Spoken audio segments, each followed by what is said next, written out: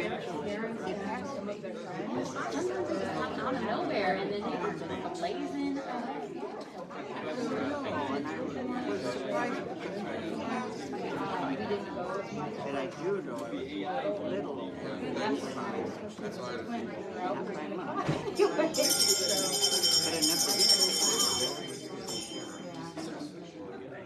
Good morning.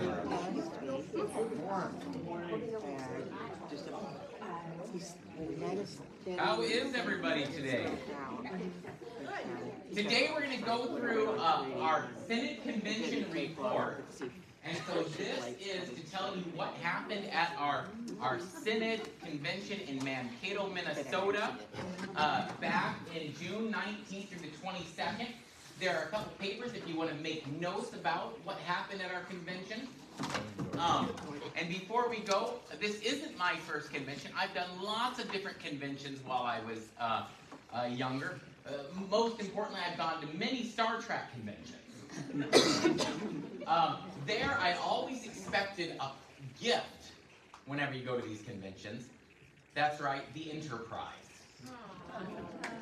That's out of this world. Very nice, right? Very nice. However, we do have to begin with a Bible trivia. In the Bible, there were conventions. I don't know if you guys are aware of this. Lepers would also go to conventions. What did they call them? Leprechauns. Very good. Leprechauns. Very good. All right, so we'll begin. All right, let's go. Let's get started. The theme for this year's Synod Convention was what you see up here. We are fearfully and wonderfully made, and it's based on Psalm 139, verse 14. Which, if you remember last year when we went to Thailand, how neat it was that this was the theme for this year's convention, because last year that was also the theme that we took as our VBS to Thailand with us, and we told the kids there that they were fearfully and wonderfully made, so it kind of fit very well with our Synod theme and our church theme to the kids in Thailand. The crew, or other things that happened at Synod Convention, you'll remember this guy. This guy, Vicar Lilienthal, is no longer Vicar Lilienthal, and regardless of what Fiona thought, she could not call him Pastor Vicar. In fact, if you look at this next picture, here he is, right at the end of this long list of people. He doesn't look happy here, but this was him being accepted as a formal pastor in our Synod. So in our Synod, what happens is you have to be a pastor for a full year before you're accepted on the clergy roster. So you train as a vicar, then you become a pastor, you're called into the church, and then you serve a congregation for a full year before you're allowed on the voting roster of the church body. Okay? And so this was, I believe, on the second day of the convention, where we officially voted him as an official voting pastor on the church roster. And he was at the long end line of the list. So he had to wait for all these other guys to go before him. Many of these were his classmates. There were a couple other people on here that were called into our church body from the Wisconsin Synod, and they were pastors from the Wisconsin Synod that had accepted calls into our church body. Other things to go through. You can go to the next one. This is Fiona. Fiona was what was called a page. She served for the entire time that she was at the convention. And what she did is, this was our view of Fiona. Every day she would hand out papers, and she would walk by the tables, and you can see all these guys here. They were given their paperwork for the day by Fiona. She would walk by hand. And then at the end of the convention, here's what happened. She would come out. I'm going to tell the story that's going to embarrass her, so here it is. She says to me at the very end of the convention, this is the very last moment of the convention, we're all waiting for the convention to end. They keep extending the convention because it's the final few seconds of the convention, and we don't want to come back the next day just to have everybody say goodbye. They keep extending it 5 minutes, 5 minutes, 5 minutes. She says, Dad, can you take a picture of me for the convention to end? I say, sure. So I grab my camera, I run to the front to take this picture. They keep on extending the convention for 5 minutes, and finally, President Obenberg, who's this guy back here, you can see he finds it amusing. He says, and now we're going to call our pages up. And so all the pages come up, but guess who's missing? Fiona's missing. And they've lost a page. The book has fallen apart. And so I got my camera out, and I'm like, Fiona? What's going on? And he goes through and he names every one of the pages. And he says, Fiona Freeman. And they all say, she's not here. And he goes, Fiona Freeman. They say, she's not here. And then, so one of them says, where's Fiona Freeman? Do you see this girl that's laughing real hard? She turns around, she goes, she's peeing. and so all of a sudden, the president goes, oh, we'll wait. And so it gets deathly silent in the convention room. And all of a sudden, my daughter comes running up the front, and then he goes, and Fiona Freeman. And everybody claps. And then we get the picture. Okay, now here's our deadly gang from Peace Lutheran Church sitting at our It table. happened at the Oscars once. You're okay. Next picture. So this is us. We're sitting up there waiting for all our business. This is our next one. This is kind of neat. This is the ELS Veterans Memorial. So this is for people, our Christian War Memorial, or Veterans Memorial. This, I don't know if you can see it from the back, but I would encourage you to, I'll put it up later. This says Lieutenant Colonel Kevin Sonny Sonnenberg, Ohio, Air National Guard, 180th. And then it's got his date of birth and his death. And this is our guys all standing right here. And you're going to notice somebody that came up for just one day. Next picture. This is us. He came up for just one day. Yeah. He drove in just for that single day so he could be present at the dedication of the Veterans Memorial League half winter. And this is kind of interesting because you'll notice that in the monument, what are the two, the guy from the Crusades and also the modern day soldier holding the Word of God, right? And so that's kind of interesting. That's a beautiful picture. And then if you go to the next one, we're going to turn it over to our first person. Each person that went, each one of our delegates represented our congregation on a series of committees, and our first delegate is Mike Brinkman, who represented us on home outreach. Hold your applause. I was waiting for your opening joke. Fiona, can you hand these to the table for me? She still has page duties. Thank you, ma'am. Turn the page.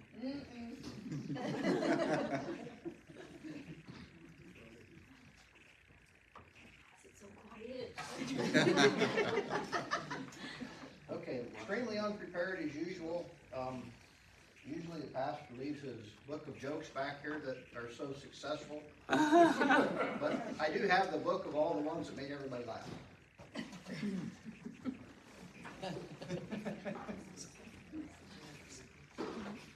do this for Adam.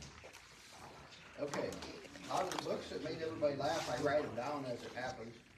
Feeling I got you something, Cindy, and I thought, see, I know you're about of age to start driving, so we got you your first set of wheels. Oh, boy. Thank you.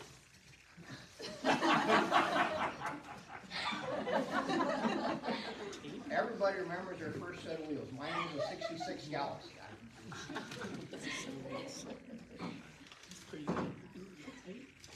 What was yours? 65 pounds. We're close. I'm not asking what hers are, but they're pretty. It's yellow, right, Fiona?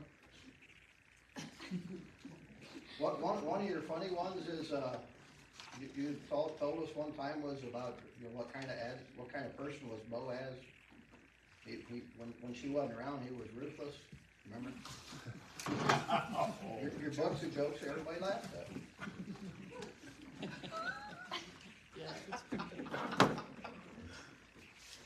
In the Bible, it talks about the first time they ever had laxatives. You remember that one, Tim? It's in Exodus when Moses took the tablets and went into the wilderness. Anyhow. I had Fiona pass out, which I thought was quite an impressive essay this year, that we are fearfully and wonderfully made, which was there's a lot of thought in this essay, and I thought it was really, really, really good. Some of the highlighted things, when you stop and think about what the good Lord did build when he built man and a place to live, and just how wonderfully we are made. So if anybody would like an extra copy or whatever, Pastor Hamilton's the one that did the essay. And it's kind of interesting that you sit for 2 days worth of, it's about, like 3 hours each day or something like that he narrates his essay. And this one I found intriguing enough that I was kind of glued to it the whole 2 days worth. So I just thought it was a really good essay. I love the subject for the Synod this year, that we are fearfully and wonderfully made, because we certainly are. So I just was very impressed with that. So I thought I'd make copies. If anybody else would like a copy of it, let me know. I'll get you one. I know I got one for you. I got one for Joel. He's not here. He wanted one. And if anybody else wants one, let me know. The Home Outreach Board, that gives you a view of which one of the home outreach churches that we were discussing this year. One of them belongs to Pastor Hines. I don't know at what point do they get a change from being on the mission part of it to a full-fledged. So it's a specific time limit usually, and or also when they can start supporting themselves. That's the key to it. Yeah. Which some of them are getting closer to that point, so that was kind of interesting. It's interesting that they can get them started that way. I think the home outreach, the mission part of that is very important, that they can get these churches established in different places.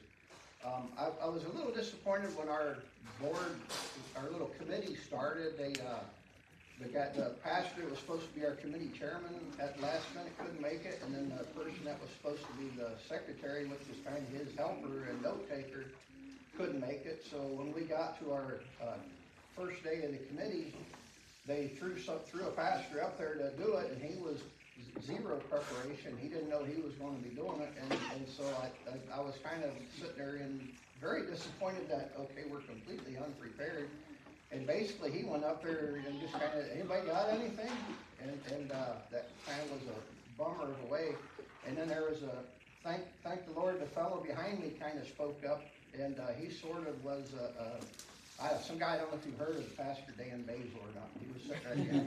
And he kind of sort of took charge quietly from behind, throwing the suggestions out, and got our committee kind of in a direction and under control. So it was kind of neat to be in a room where these guys, and there was another fella, and I don't know who he was, but he used to be on the actual board for outreach, or home outreach, and so with these two kind of taking over the room, it made it a successful committee after all.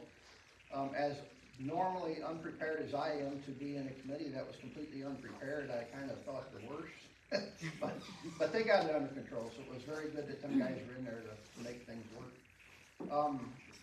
It's always cool to see their inner workings.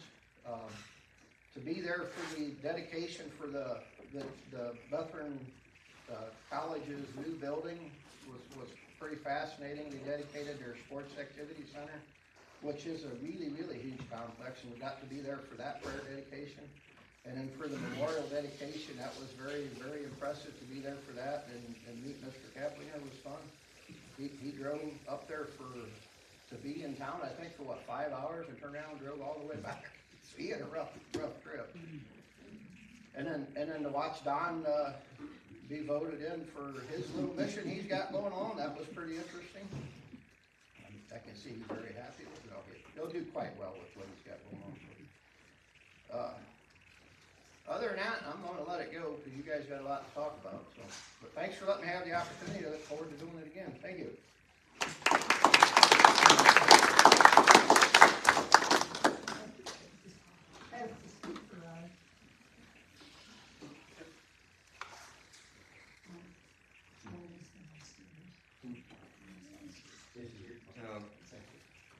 My turn. This is actually my first time ever doing the convention as a delegate, so thanks for letting me have this little bit of honor. And I served on the doctrine committee, and we had a pretty substantial item to take care of at this convention. And biggest thing there is we talk doctrine, we talk fellowship, and fellowship with other church bodies and the CELC. And at the convention, we recognized fellowship with the Evangelical Lutheran Diocese of Kenya. So, a little background here is that the ELDK broke off from the Evangelical Lutheran Church of Kenya, mostly because they were in fellowship with in the Lutheran World Fellowship, which includes the ELCA, and they were getting rather upset with a lot of the direction the other churches were taking in the ELCK. So it's been a process. It actually is a process that started with the late President Moldstad as to working to get in fellowship with the ELDK, including getting ourselves set up for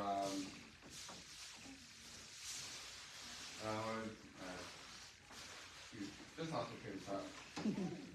Derailed. Yeah, we'll get it back on track. But the ELDK, because a lot of it was also in regards to what we're doing with the ELDK, now that we've accepted and recognized fellowship with them. That you can see here we have a mission trip. I think. Well, these are the pastors and their president, and our Synod president as well as president also together. This is that kind of the very early stages of when they were working through and declaring ourselves in fellowship with doctrine. But culture-wise, again, background there. Kenya, the government is very strict on the types of, or the number of religions that are considered recognized and accepted. So they actually say, okay, you need to have a permit or like a piece of paper or registration, really, within your within the bureaucracy. So these gentlemen had to essentially find the money to buy a registration from someone else, because they don't just hand them out in order to actually get recognized as a separate church body. And then they also very publicly installed a president. And then this is where it kind of started getting murky for us and how they their culture works, because you know, for us in being Western civilization, we're like, we need a piece of paper, you know, formal declaration signed by all the congregations, the pastors, saying we're done with this church body. So the ELDK signing and saying we're done with the ELCK. Didn't quite have something like that, but a lot of the church bodies were giving new constitutions, saying, okay, we agree we're in fellowship with the ELDK, we're part of them. And what eventually turned up happening is that the ELCK was pretty much slandering the ELDK, calling them like a cult, promoting homosexual and transgender and all sorts of nastiness and that comes from the Western side of things, which is kind of ironic because the ELCK is affiliated with the ELCA, and we all understand the ELCA has gone pretty liberal. And they're actually even being taken to court and sued for trespassing, because some of the ELCK had church property that the ELDK congregations were meeting on. So they tried to meet, and then the ELCK is like, well, you're not part of us anymore, you're trespassing. So those congregations were being taken to court and sued. But in the end, we figured that, okay, culture-wise, it's pretty clear these guys have broken away. There may be still some messy things, but this was a quote from someone in the committee, we're not supposed to clean them before we catch them. that was something that kind of just stuck out for me there. And yes, again, the other major thing was I was nominated by Pastor Freemuth to be put up for an election to a position on the board for apologetics. And yes, I was elected to that for the 3-year lay person position.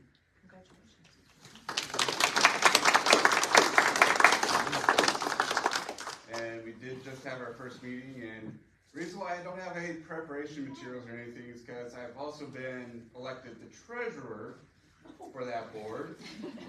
And Pastor has threatened to make me the treasurer of the church if I did anything with the bow ram or any kind of papers. Not really, but don't get any ideas, Jim. But overall, I really enjoyed being at the convention, making a lot of new friends and acquaintances, catching up with some old ones with Pastor Hine, the vicar. He'll always be the vicar. I said as much to him. And then even talking with Andy's pastor out there at Cottage Grove. Washington. In Washington, yeah. But, yeah, would do again.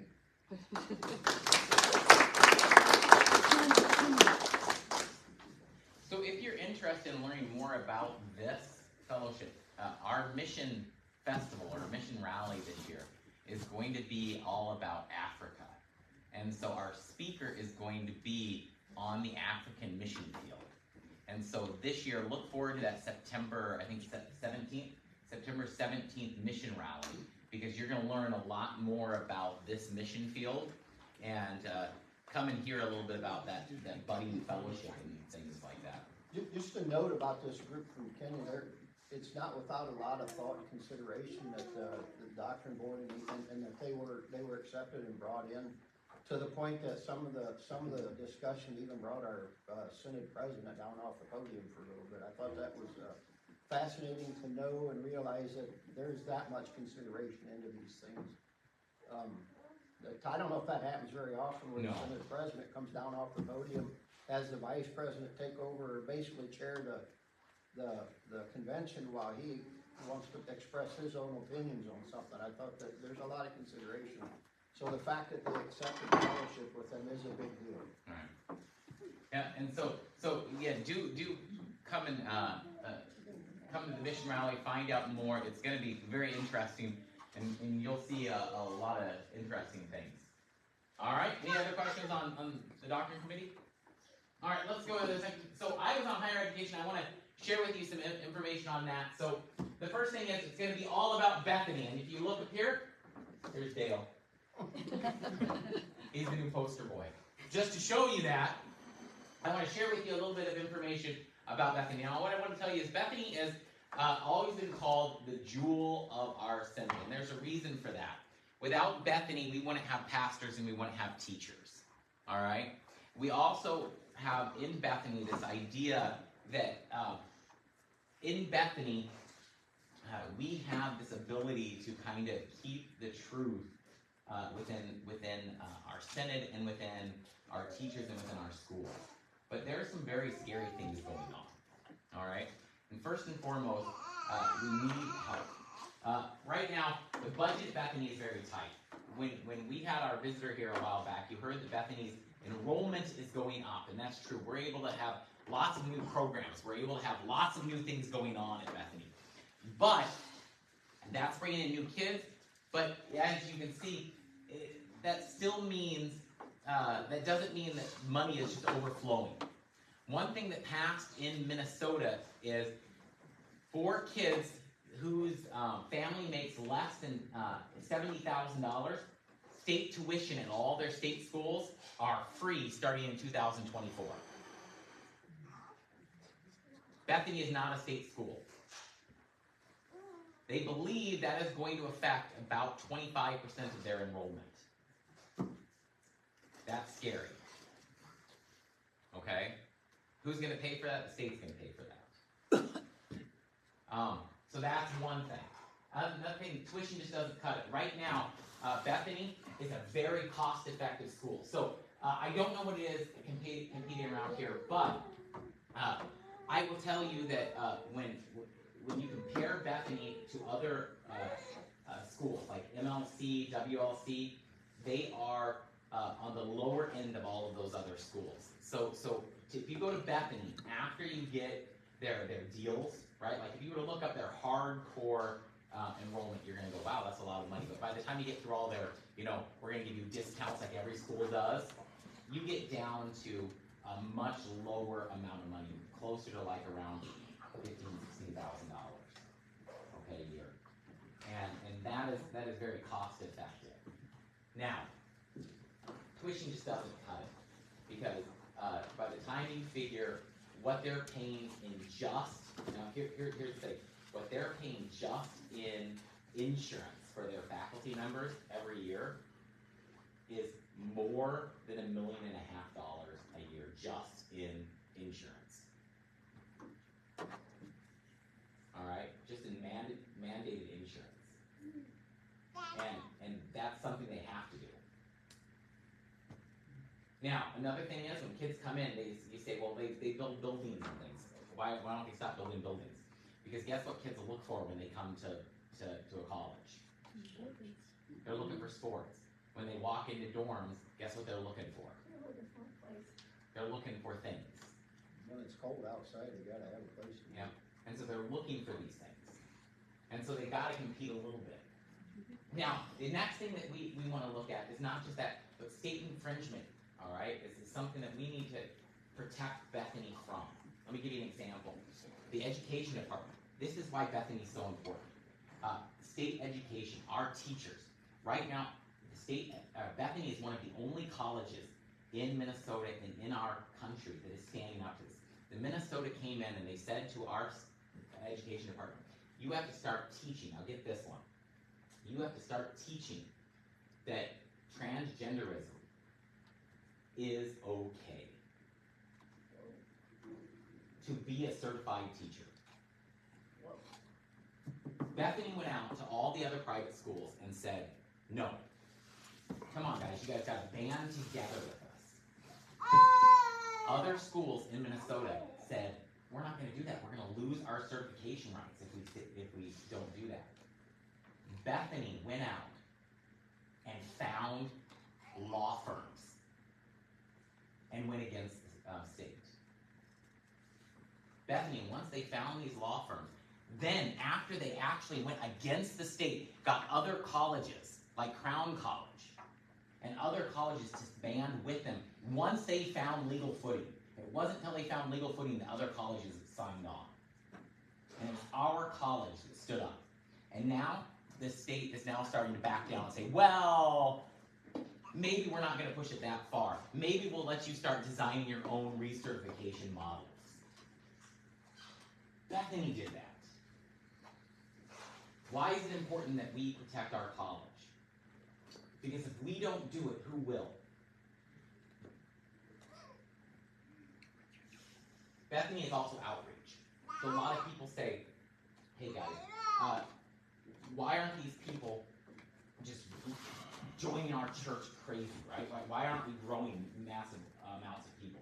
Because the people that come to Bethany, they might not be Lutheran. They might come in and they might be, we get a lot of people from China, we get people from India, we get people from Ethiopia, but we also get people from Ohio, and Minnesota, and Texas, and Colorado, and they come to Bethany for sports. They come to Bethany because they can play video games. E-sports is actually a thing now, right? And they come for whatever reason. But while they're there, they get chapel, they get Jesus, and they walk out with e-sports, but they got Jesus in their head, and they got Jesus in their heart. And every year, every day, every week, you hear about baptisms. I get emails about people that are told about Jesus. And that is a mission, my friends. It's a mission. And so, now there's ways you can support Bethany. Now there's ways. The first thing is this. You see those Sally Struthers things, you know? You can help a child. You can give a sandwich by $1 a day. Do that. Donate. Find a way to donate to Bethany. You can do it. They have ways to do it. If you call up, you talk to me, you can donate a little bit to Bethany. If you can't donate, pray often for Bethany. Do that. That works. Praying works. And another thing is that if you have children, if you have grandchildren, if you know people, encourage them to go to Bethany. Listen to this. Bethany has scholarships. Bethany does have scholarships. Encourage kids to go to Bethany. It's a great school. Bethany was just ranked by U.S. News World Reports as the #1 school in the Midwest for social mobility. That means when kids go in to Bethany, they come out better than most of their peers than when they came out as how they're going to move on the social ladder. That's a great school, right? So it's a good school to go to. Encourage your friends to go there. It's not like this is a niche school like only Lutherans go there.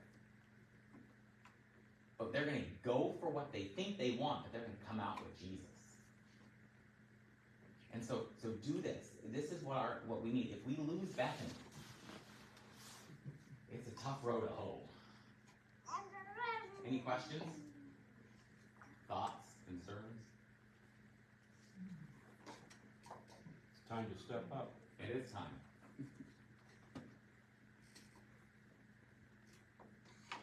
And go back. Dale's armed for battle. And so he's ready. You know he's going to college yet. All right. And he already rolling. He would, yeah. I don't know if you were gonna talk about some of the stuff that we learned about seminary too, with what's looking at it out of the future of coming out of the seminary is little. Yeah, so the Bethany Seminary is pretty rough. So one of the things is, you guys all know about the boomers, right? So boomers, there were a lot of boomers. Boomers retire. You guys are starting to retire, and as you are retiring, you're leaving this big gap for Generation X and Generation, what's that comes after X? That was for you. Millennials to fill in. Well, as the millennials and the Ys and all these other generations are starting to fill in, what happens is these people aren't being able to step up quite as fast. And so they're anticipating something like 70 vacancies over the next 10 years, and there's just not that many people graduating from the seminary. And so, for example, next year I think there are 5 graduates, Pretty low. and then it's like 3, and then it goes down to 1. In the meantime, you got pastors wanting to retire that kind of are in a situation where they can't. And then our church body is telling pastors that are saying, hey, I'm 70, I want to retire. We're telling them, don't! Because how long were we in a vacancy here? Was it a year? Yeah. The church that we just were in Philadelphia, which is a Wisconsin, this is the situation we're getting close to. The Synod, the church we were just in Philadelphia, they have been in a vacancy for 2 years. And they were told that the average vacancy rate right now is 2.5. And you know what that does to your members? Because there's nobody there to herd the people. There's nobody to care for the people, to tend to the lost. And this also speaks to the importance of supporting the college, because they do draw, the seminary kind of draws from that college. Yeah, it does. Some of their participants come from the college. If you don't have the college there, you don't have the draw. You don't have somebody to train the people. You don't have the Greek and Hebrew. You don't have the people. And the seminary works the college. The seminary goes over And quite often, the seminary gets somebody from the college that decides to go into pastor. They do. They have free Chipotle nights. Is that what it is? They do. Is that the draw? Free Chipotle nights over at the seminary. If you come over and you listen to our little pitch, we'll give you free Chipotle. And you'd be surprised. They have about 30 guys show up Who did it? for just free burritos. Don't want to be around there tomorrow. Yeah. All right. Well, let's close with prayer. Any other questions? We have about a minute. All right. Let's close with prayer. Dear Heavenly Father, we thank you for those that volunteered to go to Synod Convention. We also thank you for the gift of a Synod where your word is taught in its truth and purity. Bless those leaders of our Synod and allow us to continue to walk together. We ask all this in the name of Jesus Christ our Lord. Amen. All right, we'll see you upstairs. Morning, Kenny.